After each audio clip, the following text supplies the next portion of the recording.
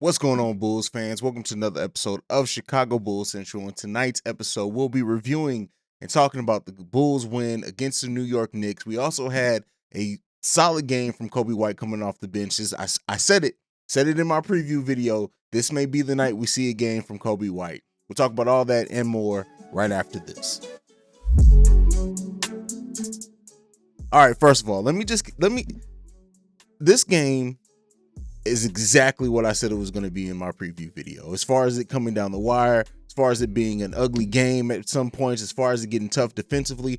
But the Bulls not only beat the New York Knicks in this game, the Bulls had to beat the refs as well. Like, don't get me wrong, some of the fouls exactly were fouls or whatever else, but it seemed like the refs were calling these ticky-tack fouls against the Chicago Bulls this whole game, and it really altered the outlook of the game in huge ways. When you look at the New York Knicks having 18 free throws in the first half of the game, it's fucking crazy. 31 free throws for the Knicks over the course of this game. It seemed like anything that the Bulls did, whether it was just a tough defense, whether they sneezed too hard on the New York Knicks, everything got called in this game. And it would be one thing if that was just the way they called this game overall, but it wasn't. The Bulls didn't get the benefits of those same types of calls at all. There were times where Coby in this game, DeMar in this game, Tony Bradley in this game should have gotten calls that they did not get, that they were calling on the other side for the Knicks. And this is something that, as a fan, of course, it's frustrating for the fan who's on the opposite side of this. And it's going to happen. The Bulls are going to have their games where it seems like they get favorable calls. It's going to happen. But it's for the Bulls to be at home and for the discrepancy to be that big when you look at it. The Bulls had 27 free throws. Now, they made 24 out of those 27. The New York Knicks having 31 free throws. Now, yes, that number overall, when you hear that, it's only four free throws difference between the two teams. But it just felt like something was just, I don't know, man. I don't know. Let me know down below what you guys feel. If you feel the refs called this one a little bit unfavorably for the most part of the game. It seemed like it started to turn. Once the Bulls seemed like they were going to hold on to that lead, it seemed like that started to change for the Bulls. Like in the fourth quarter where the refs started giving the Bulls more calls. But through the most part of this game, something just felt off there, and it felt like a big discrepancy to me just watching the game. Let me know, like I said, how you guys felt below about that. But outside of that, this game, like I said, was almost exactly what we thought it was going to be. It was a tough game defensively. It was a tough game in the middle for the Bulls. Julius Randle really is what killed us with his 34 points. And if the Bulls would have lost this game, it would have been because of what he did. He got 8 free throws himself tonight.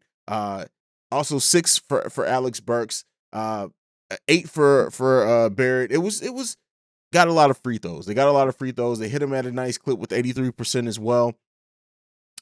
The rebounding numbers. The rebound is something that we always look. The Bulls matched them. It was 44 and 44 with rebounds to the Bulls. Bulls also with 21 assists in this game to the New York Knicks 14 assists. And steals. Bulls won the steals game as well. They won the dirty stats, and that's what you want, the dirty stats. Like it. Why would I call it that? They won the tough stats. They won a lot of those areas, and they came down the stretch.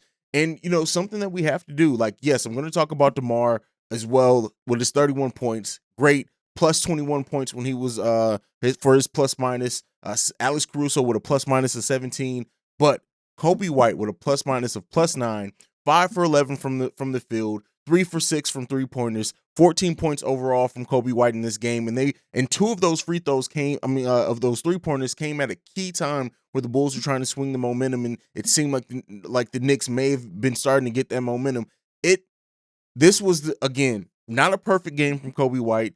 The shooting percentage wasn't that bad at all. He really started off pretty cold, but there was the Bulls, the fact that he played 21 minutes this game, the fact that they kept going to him. Again, I understand why everyone's saying, or not everyone, why a lot of Bulls fans think that Coby White should be traded.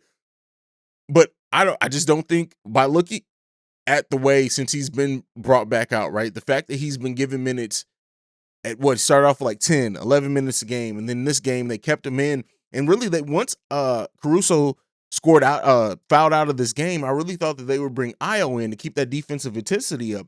But no, they went back to Coby White. And I think that shows that they understand, especially in a game like this where Tibbs and his defense were doing exactly what I said in the preview video. They were going to double down on DeMar and Levine every chance they get. We knew that that was going to be the case. You want to bring Coby White, and if he's shooting, if he's hitting those shots, he can really change up how teams that want to get the ball out of Levine and DeMar's hands. He can change that up a lot. And so it was good to see him come in and have a good game. Hopefully he can continue to build on this. This can build his rhythm. And hey, I said it in my preview video. This may be the game we see something from Coby White. But let's move outside of that. Overall, this game again, the Bulls played a tough game. Foul trouble for a lot of people in this game. You got to look at Alex Caruso, who fouled out of this game. Lonzo Ball had 4 fouls, I think, even going into the third quarter, but he stayed good at not getting any fouls after that. Javonte Green had 4 fouls as well. He seemed like he had 4 fouls in almost the first half. A lot of fouls going around in this game for the Bulls, and overall, it was good that they were able that other than Caruso, and by the time Caruso fouled out, the Bulls seemingly had the momentum, but it could have switched again. But it's good that they were, even with the refs calling a lot of fouls on the Bulls, that they were able to still pull this game out. Zach LaVine coming up clutch in the last few minutes again with just using his speed to get to the cup. DeMar again as well. We already know what he does. Tony Bradley early in this game was playing very well. I'm surprised that he only ended with 18 minutes because he was playing with some energy. He was playing with some with being smart and like how he moved without the ball as well. And it was good to see. We got a Alize Johnson signing in this one as well. But again, Derrick Jones Jr. is just everything that I was saying about Alize Johnson going into the season, about how Alize's energy, how he may be the X factor in some games. Derrick Jones Jr. is really showing that he is going to be in this Bulls rotation, and he deserves to be. Like I said, it's not just about the box score. Yes, he hit a big 3 in this game. He had some good defensive possessions as well, but overall, like he has a positive impact on the way that this team plays.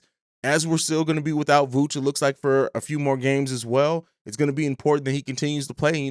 He's playing out of position at that undersized 5.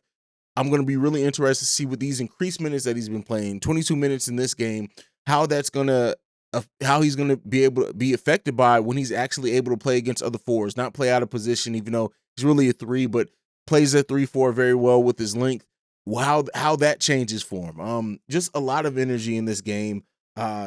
Io again. Io checked in again. I think this happened last game as well, around the same time that Derrick Rose checked in. And he played, he guarded Derrick Rose in some possessions, played him very, very tough. We know Io is going to be a player on this team. 20 minutes from Io as well. And this Bulls lineup, with the way that the minutes are shaking out, once Vooch comes back, right? You got to look. Vooch is definitely going to get his 28, 30 minutes a game. What happens to Tony Bradley's minutes after that? Javonte Green's minutes, now that Javonte Green's been on the bench, does he move back into the starting lineup? But our bench is going to be very, very guard heavy when you look at like Io, Coby, Caruso, possibly getting heavy minutes. And like I said, I think once everybody's full power and back to full strength and healthy, is that it's going to fluctuate between either Io or Coby is going to get more minutes each game depending on what's needed and who's playing the best. But again, just a great win from our Bulls team. It was an exciting game to see, and the Knicks didn't make this game easy at all. Knicks, Obi Toppin hit a couple of big shots for them. I know he's not, he doesn't always do that, but Obi Toppin as well. Nerlens Noel and what he did defensively was very well for us. Kemba, who got off to a slow start into this game with only 7 points, right? And it looked like there for a while after the second half that Kemba may get going, but no, only playing 18 minutes in this game. Fournier didn't really do much, only 3 points in that game as well. So the Bulls did a good job of really defending everything else and really letting Julius Randle try to beat us from the starters. Now, the Knicks bench, that was a completely different story. The Knicks bench outscored their starters, I think, in the first half of the game, or it felt like that. When the Knicks bench came in the game, that's really where it felt like they were starting to turn that momentum from the Bulls having a big lead early on. Derrick Rose with 30 minutes in this game, only 9 points. He shot 3 for 11. Like I said, we guarded him very well, better than we did last game. Quickly as well, he looked like he was going to start getting going. into the game with only 12 points. Alex Burks played very well for the Knicks as well. This was just a good game for our Bulls, and I love to see them come out and play the way that they did. Like I said, matching the rebound effort for sure. Block shots, the Bulls only had 2 blocks to the Knicks 11 blocks in this game.